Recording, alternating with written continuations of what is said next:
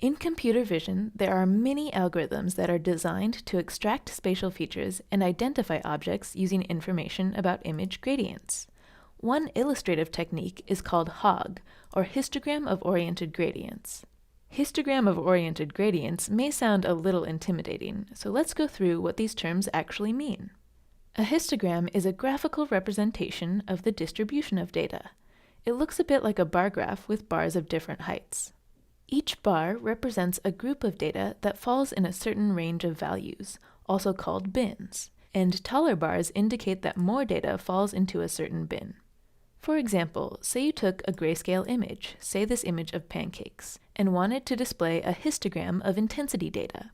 We know that all these pixel values range from 0 to 255, and we can create bins to partition these values into ranges. I'll create 32 bins, each holding a range of 8 pixel values, 0 to 7, 8 to 15, and so on, up to 248 to 255. Then, to create a histogram, we look at every pixel value in this image and put each one in its correct bin. This image has a lot of bright values in the pancakes, but a very dark background, so we get a histogram that looks like this.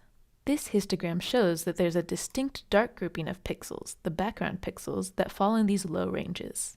And there's another bright grouping of pixels that are often around a grayscale value of 200, which must be the majority of the pancake pixel values. So now we know what a histogram of grayscale values looks like.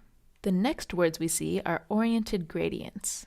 Oriented just means the direction or orientation of an image gradient. And we've already discussed how both the magnitude and the direction of a gradient can be calculated using Sobel operators.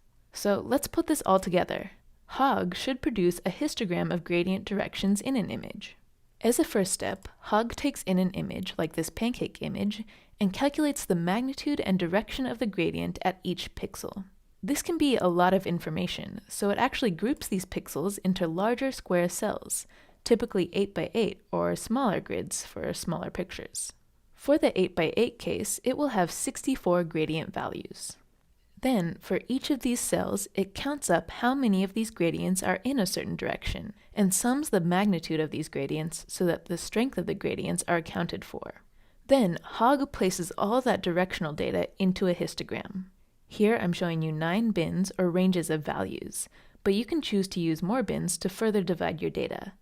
And this is the histogram of oriented gradients that the pancake edge turns into, and HOG does this for every cell in the image.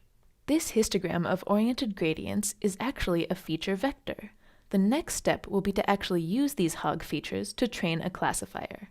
The idea is that among images of the same object at different scales and orientations, this same pattern of HOG features can be used to detect the object wherever and however it appears. But first, let's see how to implement HOG in code. This will be a multi-step process, so in this and the next few examples, I'll explain the algorithm in a video, and then you can expect a code and text explanation to follow for further learning.